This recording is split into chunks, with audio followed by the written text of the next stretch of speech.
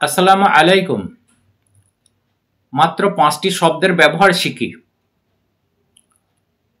প্রথমত, বিসমিল্লাহ শব্দের অর্থ কি? উত্তর, আল্লাহর নামে। এটি কখন বলতে হয়?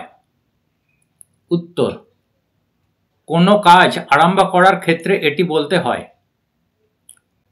দ্বিতীয়ত, আউযুবিল্লাহ শব্দের অর্থ কি? উত্তর, আমি আল্লাহর কাছে আশ্রয় চাই। এটি কখন বলতে হয়? কোরআন পাঠ শুরুর আগে এটি বলতে হয়। তৃতীয়ত, নাউজুবিল্লাহ শব্দের অর্থ কি? উত্তর, আমরা আল্লাহর কাছে আশ্রয় চাই।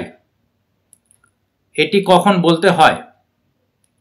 কোনো খারাপ বা অন্যায় কাজ দেখলে এটি বলতে হয়। চতুর্থত, ইনশাআল্লাহ শব্দের অর্থ কি? উত্তর, আল্লাহ যদি চান। এটি কখন বলতে হয়? উত্তর, ভবিষ্যতে কোনো কাজ করার ইচ্ছার ক্ষেত্রে এটি বলতে হয়। পঞ্চমত, আলহামদুলিল্লাহ শব্দের অর্থ কি? উত্তর, সমস্ত প্রশংসা আল্লাহর জন্য। এটি কখন বলতে হয়? উত্তর, এটি আল্লাহর শুকরিয়া আদায় করতে বলতে হয়।